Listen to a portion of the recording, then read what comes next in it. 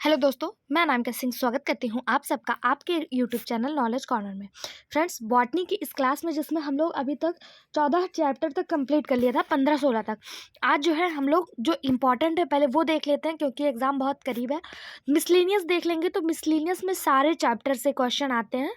और कल मैंने आपको जो टेक्सोनॉमी का क्लास बताया था, अगर वो पसंद आया हो तो कमेंट बॉक्स में बताइएगा। अगर आपने नहीं देखा है तो इसी चैनल पर जाइए, LT लास्ट रिविजन के नाम से वो क्लास पड़ी हुई है। अगर आपको पसंद आया हो तो उसी तरह से और क्लास में आज प्रोवाइड करवा दूंगी, ठीक है। बाकी ये क्लास आपको कैसी लगी लास्ट में फीडबैक जरूर दीजिएगा। आज हम लोग मिसलेनियस पढ़ेंगे। मिसलेनियस में पहला क्वेश्चन है, osmotic potential of a solution is always. विलयन का परासड़ी विभव सदा होता है। अब आप सोच रहे होंगे कि और टॉपिक करवाए जाएंगे कि नहीं, तो अगर टाइम रहेगा तो सारे टॉपिक कवर करवाए दिए जाएंगे। बाकी सबका PDF मैंने टेलीग्राम चैनल पे दे दिया है, आप लोग पढ़ते रहिए। जितना हो सकेगा उतना ज़्यादा से ज़्यादा वीडियो आपको दे दूँगी, ठीक है। इसका सही जवाब हो जाएगा ऑप्शन बी, नेगेटिव। विलयन का परासरणी विभव सदा निगेटिव यानी कि ऋणात्मक नकारात्मक होता है। एक विलयन में विलेय कण शुद्ध विलायक की तुलना में विलायक के अणुओं को विस्थापित करते हैं। विलेय कणों की संख्या सीधे ऑस्मोटिक क्षमता के परिणाम को निर्धारित करती है। इसका संकेत हमेशा निगेटिव होता है। विलेय सांद्रता जितनी अधिक होगी, ऑस्मोटिक क्षमता का मूल्य उतना ही अधिक नकारात्मक होगा। शुद्ध जल का परासरण कितना होता है? परासरण विभव तो 0 होता है। अगर प्योर वाटर का परासरण विभव पूछे यानी ऑस्मोटिक पोटेंशियल पूछ ले तो वो 0 होता है। विलयन का कितना होता है? विलयन का निगेटिव होता है। ऑप्शन बी इसका सही जवाब हो जाएगा। अगला क्वेश्चन, नेक्स्ट टॉपिक हम लोग इन्वायरमेंट पढ़ेंगे, क्योंकि इन्वायरमेंट से भी क्वेश्चन पूछे जाते हैं, ठीक है। अगला क्वेश्चन है, आपको समूह 1 को समूह 2 से मिलाना है। पहले मैं आपको दिया है गेहूं, अश्वगंधा, मूंगफली और चावल।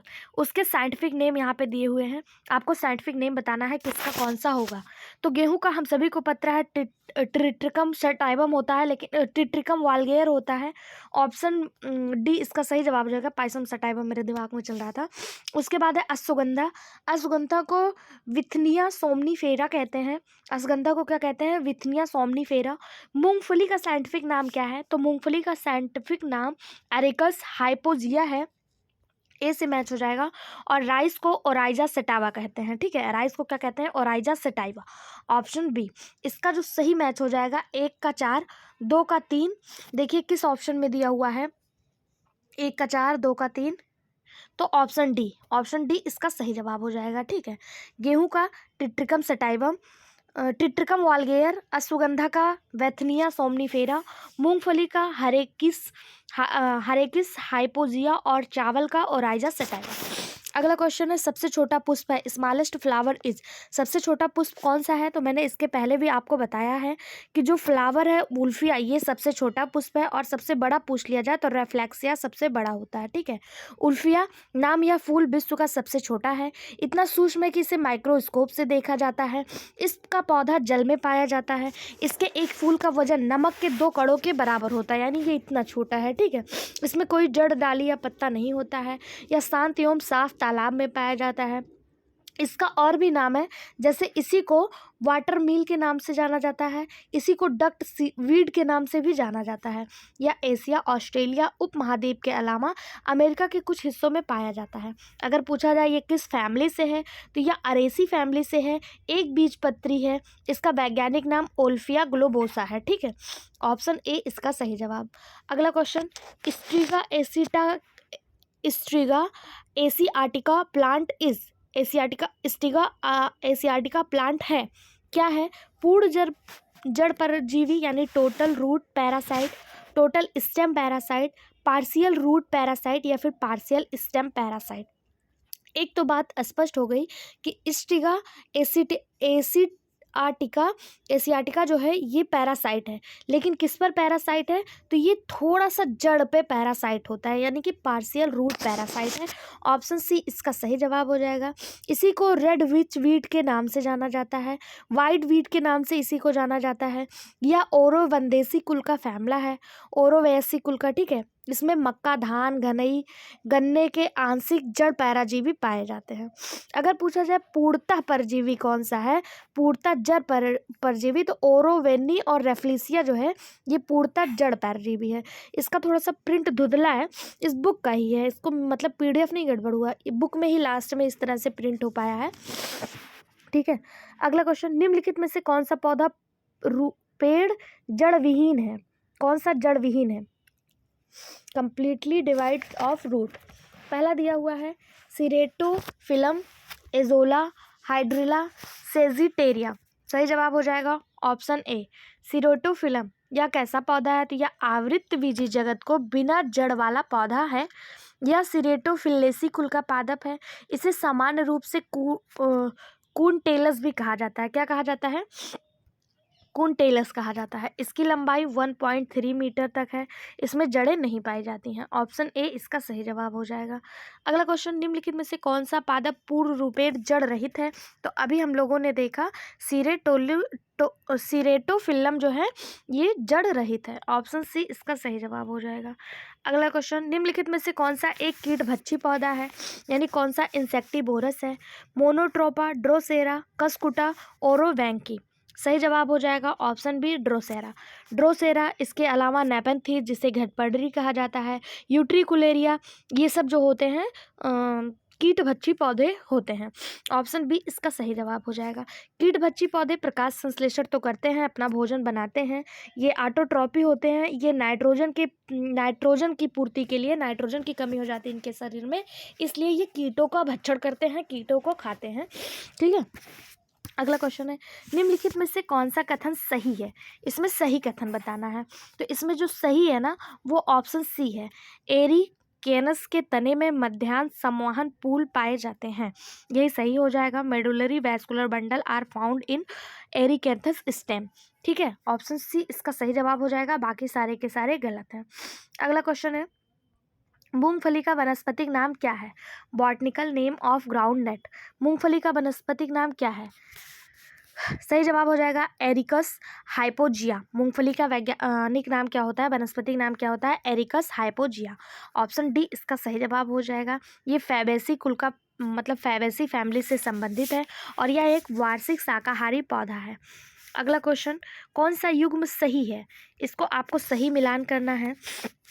देखिए, पहला दिया है कपास, कपास को मिलाया गया है मालवेसी से, यहाँ मालवेसी लिखा है, मालवेसी, तो कपास मालवेसी का नहीं है। दूसरा दिया है विथनिया, ये सोलेनेसी का है, बिल्कुल नहीं। कॉफ़ी रूबिएसी का है, नहीं। चाय एपोसाइनेसी का है, यही बिल्कुल सही है, ऑप्शन डी। चाय एपोसाइनेसी फैमिली का है।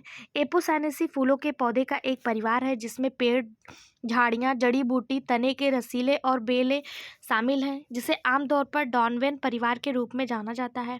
इसका उपयोग जड़ी बूटियों के रूप में होता है। थेसी चाय परिवार का सदस्य है। ये झाड़ियों के रूप में दोनों गोलार्धों के समशीतोष्ण और उष्णकटिबंधीय क्षेत्रों के मूल निवासी होते हैं थेसी। ठीक है, अगला क्वेश्चन, सामान्य ब्रेड व्हीट का नाम क्या है? सामान्य ब्रेड व्हीट का वनस्पतिक नाम क्या है? सामान्य ब्रेड व्हीट को किस नाम से जाना जाता है? तो इसे ट्रिट्रिकम एस्टिवम के नाम से जाना जाता है। ट्रिट्रिकम एस्टिवम, इसे सामान्य ब्रेड व्हीट कहा जाता है।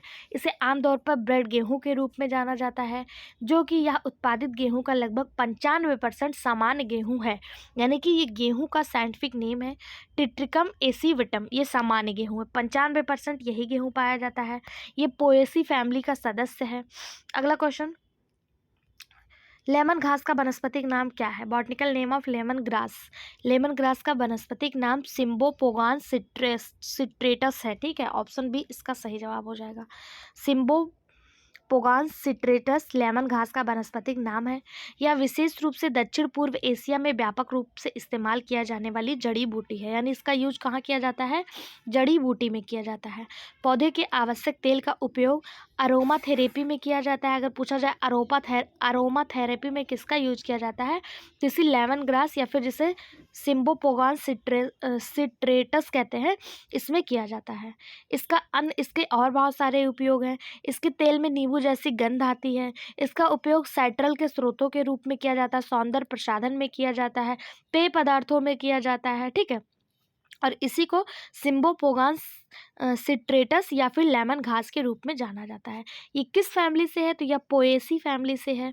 इसका तेल का उपयोग प्रोटोजोआ से होने वाले रोगों के उपचार में भी किया जाता है। लिस्मानिया अमेजोनेसिस बीमारी में तेल उपयोग होती है। अगला क्वेश्चन, कौन सा युग्म सही नहीं है? यानी कि 3 सही है, 1 इसमें गलत है। पहला दिया है potassium ion. Potassium ion passive transport होता है, तो बिल्कुल नहीं, पोटेशियम आयन एक्टिव ट्रांसपोर्ट होता है। पहला ही आपका गलत दिया हुआ है, यही सही नहीं है। 1 मिनट रुक जाइए। पहला ही आपका जो है ये गलत दिया हुआ, गलत होते हुए भी यही सही हो जाएगा, क्योंकि पूछा है कौन सा सही नहीं है। पोटेशियम आयन जो है ये निष्क्रिय परिवहन नहीं है, क्योंकि सोडियम आयन और पोटेशियम आयन पंप सोडियम को सेल से बाहर ले जाते हैं और साथ ही साथ पोटेशियम को सेल के अंदर सांद्रण प्रवणता के विरुद्ध पंप करता है। ठीक है, ये एक्टिव है, यानी कि एक्टिव ट्रांसपोर्ट का पार्ट है, पैसिव नहीं है। बाकी फ्लूइड मोज़ेक मॉडल सिंगर और निकोलसन ने दिया था, बिल्कुल सही बात है। Movement of water across semi permeable osmosis कहा जाता है, और प्लांट सेल में प्लाज्मोडेस्माटा पाया जाता है। ठीक है, सही इसका जवाब हो जाएगा ऑप्शन ए। अगला क्वेश्चन,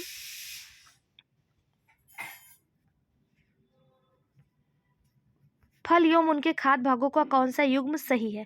यहाँ पे फल दिया है और उनका खाने वाला भाग दिया है। पूछा जा रहा है किसका क्या खाया जाता है। पहला दिया है, कौन सा सही नहीं है, देखिए यहाँ पे दिया है कौन सा सही नहीं है। ठीक है, पहला दिया है अनार, यानी कि पॉमीग्रेनेट। पॉमीग्रेनेट का रसीला टेस्टा खाया जाता है, जूसी टेस्टा खाया जाता है, बिल्कुल सही बात है। दूसरा दिया एप्पल। एप्पल का फ्लैसी थैलेमस खाया जाता है। लीची का फ्लैसी एरिल खाया जाता है, एरिल जनरली लिखा होता है। और नारियल का मेसोकार्प नहीं खाया जाता है। नारियल का क्या खाया जाता है? नारियल का एंडोकार्प खाया जाता है। क्या खाया जाता है? एंडोकार्प खाया जाता है। ठीक है, मेसोकार्प नहीं खाया जाता है।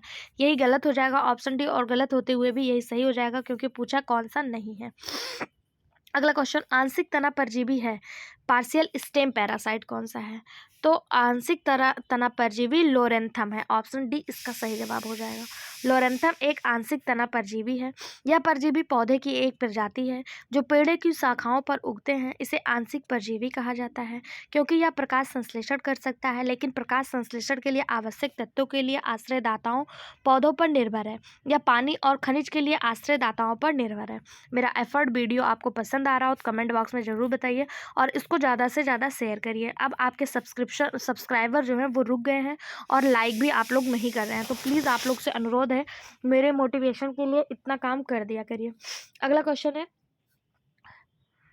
कौन सा कथन सही है इसमें नहीं दिया है। नीचे 2 वक्तव्य दिए गए हैं, एक को कथन ए और दूसरा कारण है अंकित किया गया है। इसमें पूछा है अमरवेल परजीवी आवृत बीजी का एक उदाहरण है।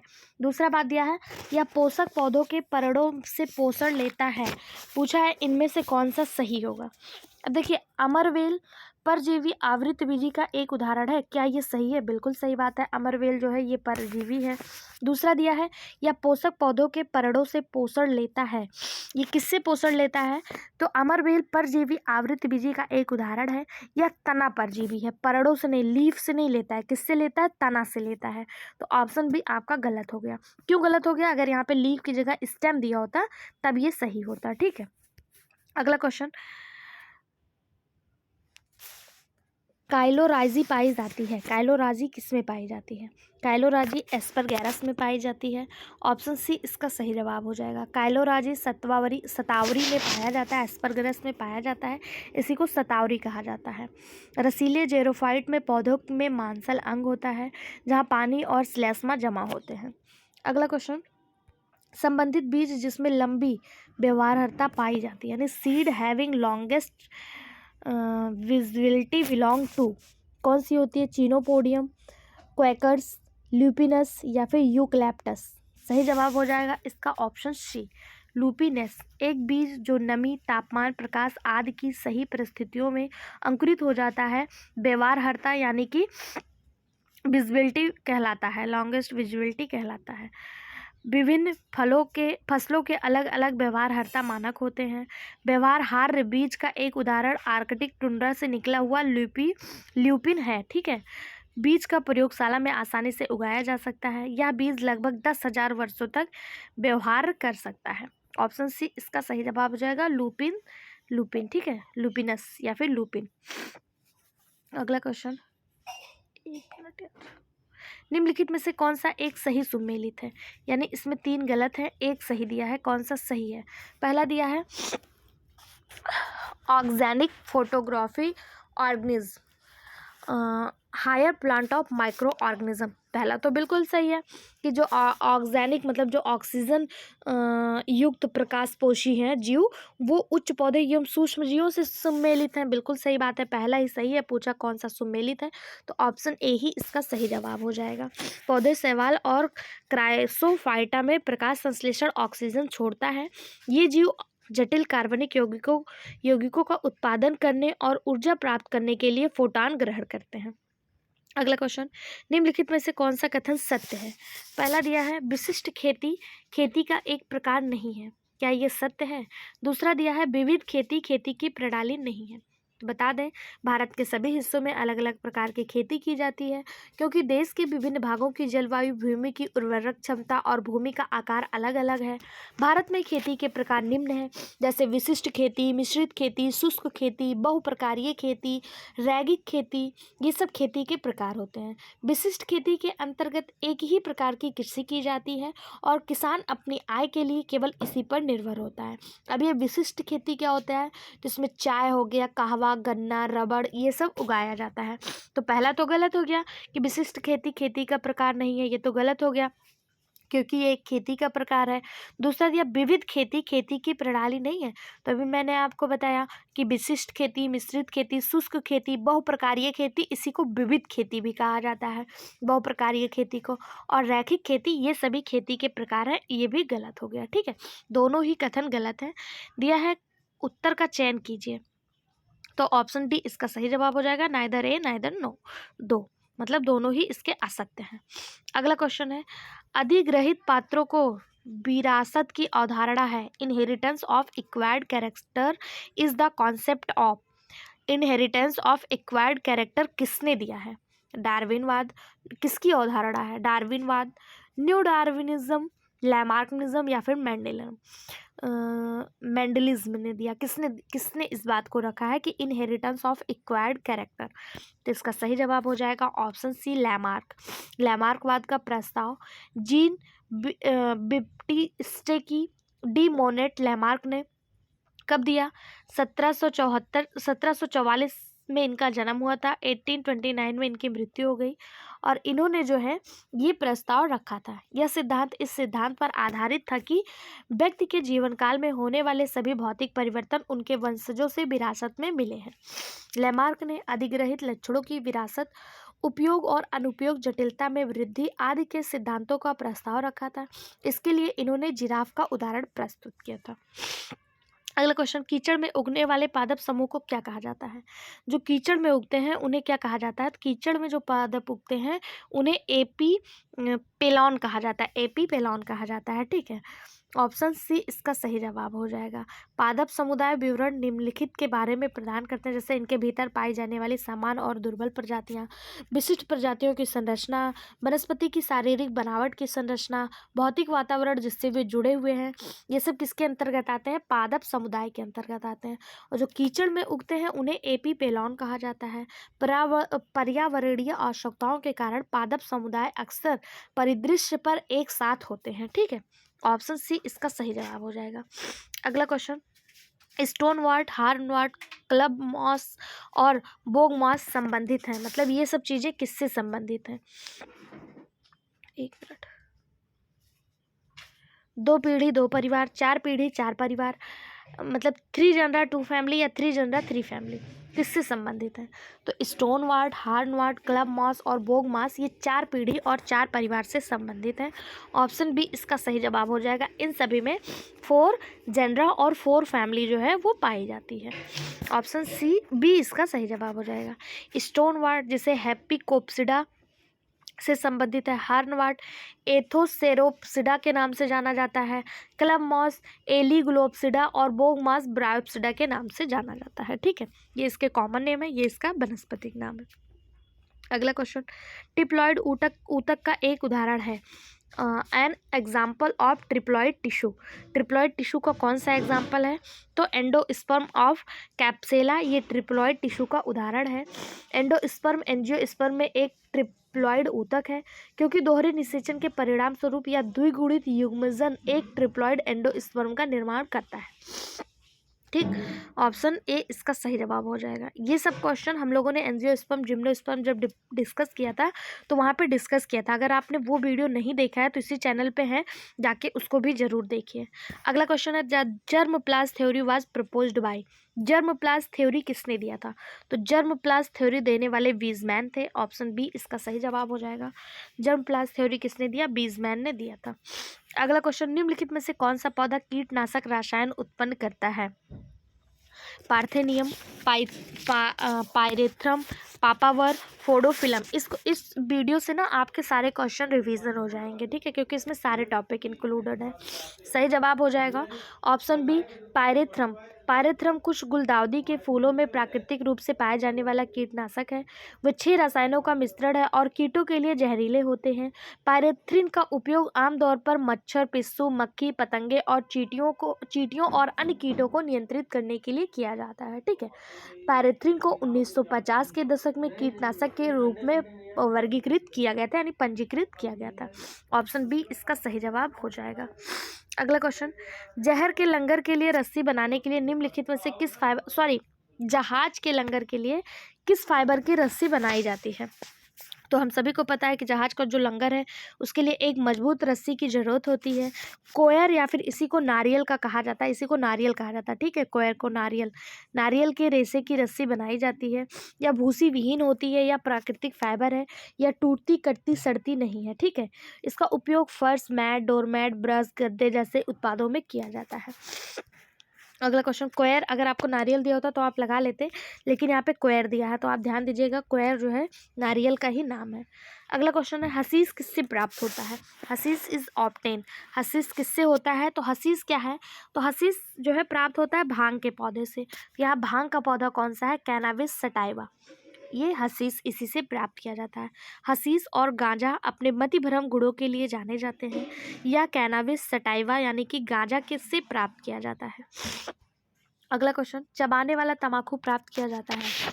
तंबाकू किससे प्राप्त किया जाता है? तो हम सभी को पता है तंबाकू में निकोटीन पाया जाता है, और यह निकोटियाना टैबेकम से प्राप्त किया जाता है। निकोटियाना टैबेकम से प्राप्त किया जाता है। ऑप्शन सी इसका सही जवाब हो जाएगा। क्या हो जाएगा? निकोटियाना टैबेकम। ठीक है, यह तंबाकू के पौधों की सूखी पत्तियों से तैयार किया जाता है। यह किस फैमिली से है? तो ये सेलोनेसी फैमिली से है। अगला क्वेश्चन, हेवियासा ब्रेसिलियंसिस महत्वपूर्ण है। लकड़ी देने वाला, फाइबर देने वाला, रबड़ देने वाला, या पेट्रो फसल है? इसका सही जवाब हो जाएगा ऑप्शन सी रबड़ देने वाला। हेविया ब्रेसिलियंसिस को पैरा रबड़ ट्री या फिर शेयरिंग ट्री के रूप में भी जाना जाता है। इसी के और नाम हैं कौन कौन से? पैरा रबड़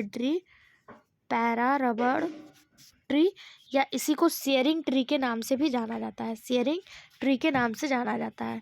या यूफोरबिएसी फैमिली से संबंधित है और यह रबड़ देता है। ऑप्शन सी इसका सही जवाब हो जाएगा। अगला क्वेश्चन, भारत का गोंडवाना वानस्पतिक काल का प्रतिनिधित्व करता है। कैम्ब्रियन से साइलूरियन, डेवोनियन से कार्बोनीफेरस, ऊपर से कार्बोनीफेरस से जुरासिक, या क्रिस्टेशियस का जुरासिक? इसका सही जवाब हो जाएगा option B Devonian to Carboniferous. Option B इसका सही जवाब हो जाएगा। भारत का गोंडवाना भूमि, जो गोंडवाना लैंड है, पर उगने वाले जो फ्लोरा हैं उनका टाइम पीरियड बताता है डेवोनियन से कार्बोनीफेरस तक। ऑप्शन बी इसका सही जवाब हो जाएगा। डेवोनियन काल क्या है? तो इसी काल में जंगलों का जन्म हुआ, फर्न जैसी वनस्पतियों का विस्तार हुआ, जलवायु में परिवर्तन हुआ, मछलियाँ आई। ठीक है, इसे मत्स्य युग के नाम से भी जाना जाता है।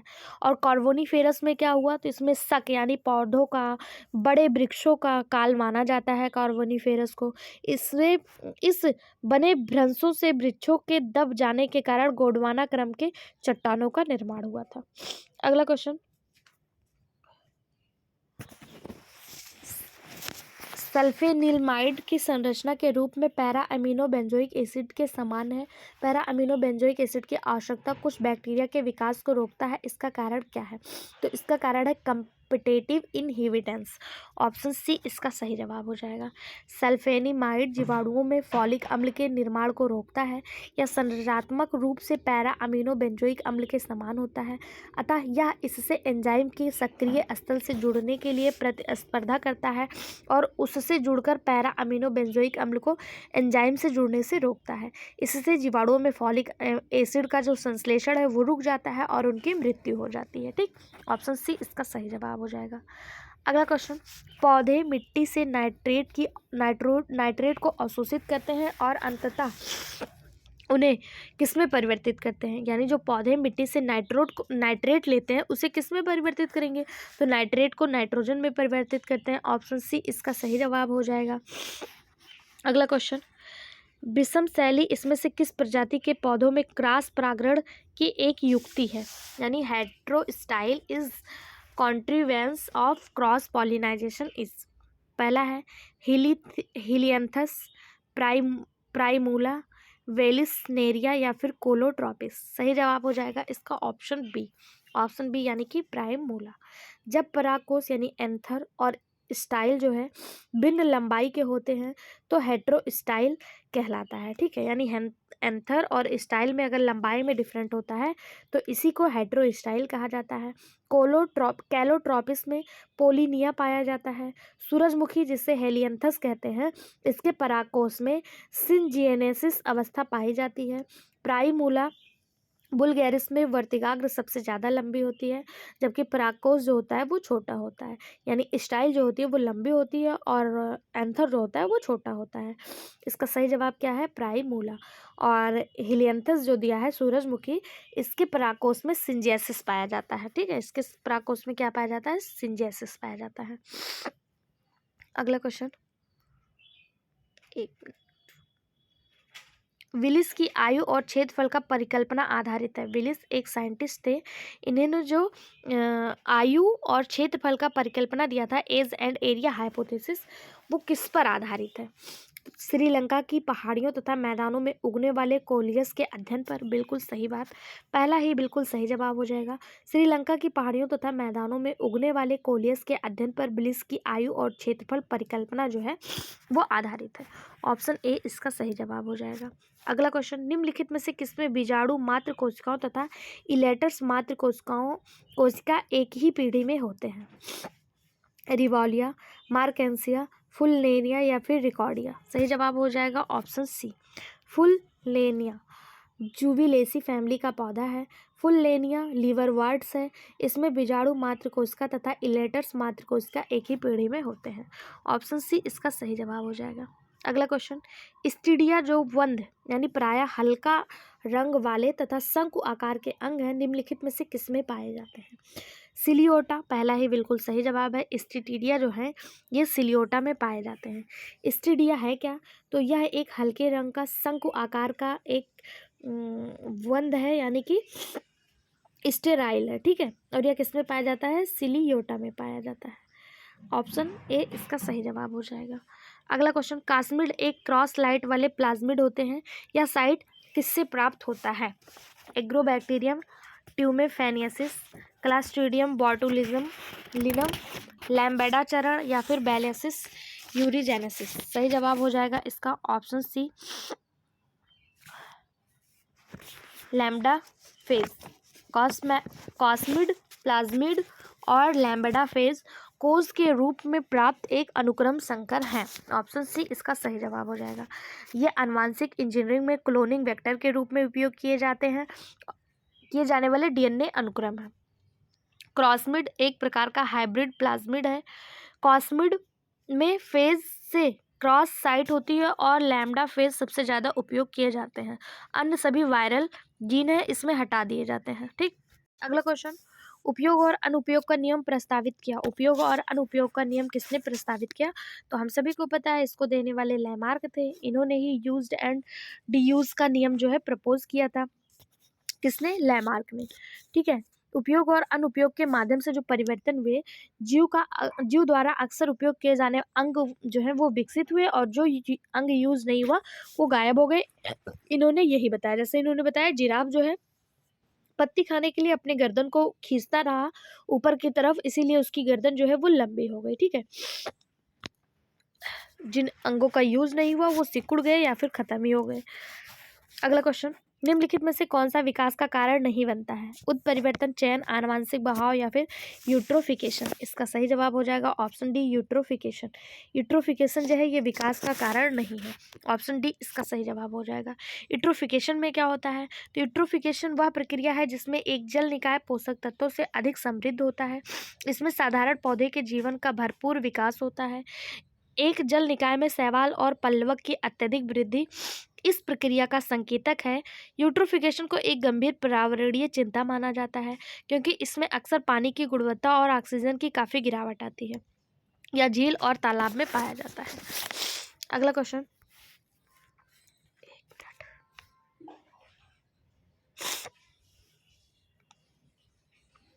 फेलोइडिन एक विषाक्त पदार्थ है। Phalloidin is the poisonous substance of किसका है? तो फेलोइडिन जो है ये एमेंसिया फेलोडिस का है। ठीक है, ऑप्शन डी नाम से ही स्पष्ट हो रहा होगा, एमेंसिया फेलोडिस। ऑप्शन बी इसका सही जवाब हो जाएगा। फेलोइडिन एक विषाक्त पदार्थ है जो फेलोटॉक्सिन नामक विष को उत्पादित करती है। यह डेड कार्प मशलम या फिर एमेल्सिया फ्लोइडिक से निकलता है। अगला क्वेश्चन, निम्नलिखित में से कौन सा युग्म सही नहीं है? यानी इसमें 3 सही है, 1 गलत है। पहला दिया है एस्पेरुलस फंगी है। एस्पेरुलस फंगी है, बिल्कुल सही बात है। दूसरा है हेट्रोसिस्ट एल्गल है, एल्गल में हेट्रोसिस्ट होता है। तीसरा दिया पेरिस्टोम ब्रायोफाइटा में पाया जाता है। डॉर्फ मेल टेरिडोफाइटा, यही आपका गलत हो जाएगा। डॉर्फ मेल टेरिडोफाइटा में ये गलत हो जाएगा। ठीक है, टेरिडोफाइट क्या है? तो टेरिडोफाइट भूमि पर विकसित होने वाला क्रिप्टोगैमस है, बीज रहित है। समोइनी पौधे के शरीर से असली जड़ें तथा पत्तियां निकलती हैं। यानी टेरिडोफाइट में बीज रहित होता है लेकिन इसमें वैस्कुलर बंडल जो है वो पाया जाता है। अगला क्वेश्चन, किसने प्रस्तावित किया कि जीवन की उत्पत्ति आध महासागर से मुक्त जीन्स के रूप में हुई है? यानी किसने प्रपोज किया कि the life originated is primitive ocean as free genes? Oparin, Haldane, Calvin Melvin या फिर होरोविज्ड और ओर्गले। तो इसका सही जवाब हो जाएगा ऑप्शन डी, होरोविज्ड एंड ओर्गले ने 1975 में बताया कि जीवन की उत्पत्ति समुद्र में मुक्त नग्न बीज के रूप में हुई है। जो जजीरों से जुड़ा हुआ वायरस बाद में प्रोटीन वायरस एक प्रोकैरियोटिक पतली झिल्ली के रूप में चारों ओर प्रोटीन वायरस के रूप में इकट्ठा हो जाते हैं। ठीक, अगला क्वेश्चन, विकास प्रक्रिया में प्राकृतिक चयन के सिद्धांत को प्रस्तावित किया। प्राकृतिक चयन के सिद्धांत को किसने प्रस्तावित किया? तो हम सभी को पता है, लैमार्क ने। ऑप्शन सी इसका सही जवाब हो जाएगा। नेचुरल सिलेक्शन किसका था? लैमार्क का था। नहीं, नेचुरल सिलेक्शन तो डार्विन का था। ऑप्शन बी इसका सही जवाब हो जाएगा। लैमार्क ने क्या बताया था? लैमार्क ने उपयोग के अनुसार जो है बताया था कि यूज़ एंड डिसयूज़ वाला लैमार्क ने बताया था, और नेचुरल सिलेक्शन जो था वो डार्विन का था। ऑप्शन बी इसका सही जवाब हो जाएगा। अगला क्वेश्चन, निम्नलिखित में से कौन सा युग्म सही सुमेलित नहीं है? 3 सही है, 1 गलत है। पहला है क्लेमाइडोमोनास यूनिसेलुलर है, बिल्कुल सही बात है, क्लेमाइडोमोनास यूनिसेलुलर है। दूसरा है लैम्पसोरा यूरिडोवीजाडू है, बिल्कुल सही बात है, यूरिडोस्पोर है। मार्केंसिया राइजोमार्फ है, यही आपका गलत हो जाएगा। और मार्सिलिया जो है ये स्टील है, ये सही है। मार्केंसिया राइजोफॉर्म नहीं है। मार्केंसिया क्या है? तो मार्केंसिया ब्रायोफाइटा है। क्या है? ब्रायोफाइटा का एक जीनस है, ये लीवरवार्ट के नाम से जाना जाता है। अगला क्वेश्चन, इसको मिलाना है आपको, 1 मिनट रुक जाइए, इसमें पूरे ना ऊपर नीचे हो गए हैं, मैं ऐसे ही बता देती हूँ आपको। ठीक है, ये क्या है? ये दिया है बायोसिस्टमैटिक्सटम कैप और गिली है। पराग विज्ञान यानी पैलिनोलॉजी पराग विज्ञान जिसे कहते हैं। इसमें क्या होता है? पराग और बीजाणुओं का अध्ययन किया जाता है। पोमोलॉजी में हम सभी को पता है फलों का अध्ययन किया जाता है, और सेरोरिस मोरस इंडिका के नाम से जाना जाता है। ठीक है, अगला क्वेश्चन, फिर सूची 1 को सूची 2 से मिलाना है। इसको देख लीजिए, इसका सारा दे रहा है क्वेश्चन ना। पेरिस्टोम क्या है? हेट्रोथैलेमस थैलिज्म क्या है? राइजोइड किससे मैच होगा और हेट्रोसिस्ट किससे मैच होगा? तो पेरिस्टोम जो है ये एक मॉस है, 1 का 2। फिर हेट्रोथैलिज्म जिसे विषम जालिकता कहते हैं या म्यूकर है, क्या है म्यूकर, और राइजोइड्स रिक्शिया में पाया जाता है, और हेट्रोसिस्ट नॉनस्टॉक है। ठीक है, इसका सही जवाब हो जाएगा ऑप्शन ए। अगला क्वेश्चन दिया है कौन सा सही सुमेलित नहीं है, यानी 3 सही है, 1 इसमें गलत पूछा है। पहला दिया म्यूकर गैमेटेंजियल कॉपल्यूशन पाया जाता है, बिल्कुल सही है। पक्सीनिया स्पर्मेटाइजेशन करता है, सही है। लाइकोपोडिया प्रोथैलस सही है, और यूलोथ्रिक्स हाइड्रोसिस्ट ये गलत हो जाएगा, हाइड्रोसिस्ट नॉनस्टॉक में पाया जाता है, ऑप्शन डी इसका गलत हो जाएगा। यूलोथ्रिक्स आमतौर पर ताजे पानी की धाराओं, नदियों के तल, जुड़ी गीली चट्टानें और नम मिट्टी या फिर रुके हुए पानी पर पंक्ति बनाकर चलते हैं। यह फिलामेंटस हरे शैवाल की प्रजाति है। जबकि नॉनस्टॉक एनावीना साइनोबैक्टीरिया ब्लू ग्रीन एल्गी जिसे कहते हैं साइनोबैक्टीरिया सहित विशेष कोशिकाओं से प्राप्त करते हैं, जिसे हेट्रोसिस्ट कहते हैं। ठीक है, ये उनसे प्राप्त होता है। अगला क्वेश्चन निम्नलिखित में से कौन सा भाग सही नहीं है। तो फिर से वही बताना, ऐसे टाइप के क्वेश्चन आपको एलटी ग्रेड में देखने को मिलेंगे, कथन और ऑब्जर्वेशन वाले और ये वाले। ठीक है, तो इन्हें देखकर आपको हरास नहीं होना है, बस अपनी तैयारी को अच्छे से रखना है। पहला दिया है जीन की खोज किसने की थी, तो जीन किससे संबंधित है, जीन है जोहानसन से। सेल रॉबर्ट हुक ने खोजा, सेल की खोज रॉबर्ट हुक ने किया। इकोलॉजी राइटर से संबंधित है, इकोलॉजी के बारे में किसने बताया, राइटर ने। और पारिस्थितिकी तंत्र यानी इकोसिस्टम के बारे में एजी टेंसले ने बताया। ठीक, देखिए अगर आपको केवल सेल पूछता है तो आप रॉबर्ट हुक कर दीजिएगा मार्क, लेकिन अगर आपसे यहीं पे जीवित सेल पूछ लिया तो ल्यूवेन हॉक मार्क करिएगा। कौन करिएगा, ल्यूवेन हॉक। ठीक है, अगला क्वेश्चन है निम्नलिखित में से कौन सा सही सुमेलित नहीं है। Hargobind Khorana mode of synthesis gene, बिल्कुल सही बात है, हरगोविंद खुराना ने जो है संश्लेषित जीन का मॉडल दिया था। दूसरा है Watson and Crick double helix model DNA का दिया था। तीसरा है Robert Koch and blood group, Robert Koch ने ब्लड ग्रुप के बारे में बताया था, नहीं तो ब्लड ग्रुप के बारे में हमें किसने बताया था, स्टीनर ने, तो यहाँ पे यही गलत हो जाएगा। और चौथा दिया है, मुझे पता है ये पीडीएफ ब्लर है, मैं क्या करूँ, बुक की प्रिंटिंग ही ऐसी है। ठीक है, अगला है Gregor John Mendel law of inheritance, ये बिल्कुल सही है। रॉबर्ट कोच ने अगर नहीं बताया ब्लड ग्रुप के बारे में तो क्या बताया था रॉबर्ट कोच ने, तो इन्होंने कोलेरा एंथ्रेक्स तथा क्षय रोग का गहन अध्ययन किया था, इन्हें चिकित्सा में नोबेल भी प्राप्त हुआ था। और कार्ल लैंड स्टीनर के द्वारा, कार्ल लैंड स्टीनर और विनर ने रक्त समूह की खोज की थी। अगला क्वेश्चन निम्नलिखित में से कौन सा नाइट्रोजन का यौगीकरण नहीं है, कौन सा यौगीकरण नहीं है, माइकोराइजिया, फ्रैंकिया, राइजोविया या फिर साइनोबैक्टीरिया। सही जवाब हो जाएगा ऑप्शन ए, यही नहीं है, बाकी ये तीनों है। फ्रैंकिया, राइजोवियम और साइनोबैक्टीरिया आदि के द्वारा नाइट्रोजन का फिक्सेशन होता है यानी यौगीकरण होता है, जबकि माइकोराइजा में नाइट्रोजन का फिक्सेशन नहीं होता है। अगला क्वेश्चन और आज का लास्ट क्वेश्चन, वीडियो खत्म करने से पहले आपसे अनुरोध है प्लीज़ वीडियो को लाइक कर दीजिए, चैनल को सब्सक्राइब करिए और इसे अपने सभी दोस्तों के साथ शेयर कर दीजिए। अगला क्वेश्चन है निम्नलिखित में से कौन सा जीवाणु सहजीवी नाइट्रोजन स्थिरीकरण है, कौन सा है, तो हम सभी को पता है राइजोबियम जो है ये नाइट्रोजन सहजीवी स्थिरीकरण है। राइजोबियम वह जीवाणु है जो फलीदार पौधे के जड़ों में पाया जाता है और यह पिंडों के साथ सहजीवी जुड़ाव रखता है, यह नाइट्रोजन की स्थिरीकरण करने में मदद करता है। ऑप्शन बी इसका सही जवाब हो जाएगा। आज के वीडियो में बस इतना ही। वीडियो कैसा लगा कमेंट बॉक्स में ज़रूर बताएं, चैनल पर नए हैं तो सब्सक्राइब करें, वीडियो को लाइक करें और सभी दोस्तों के साथ शेयर करें। Thank you.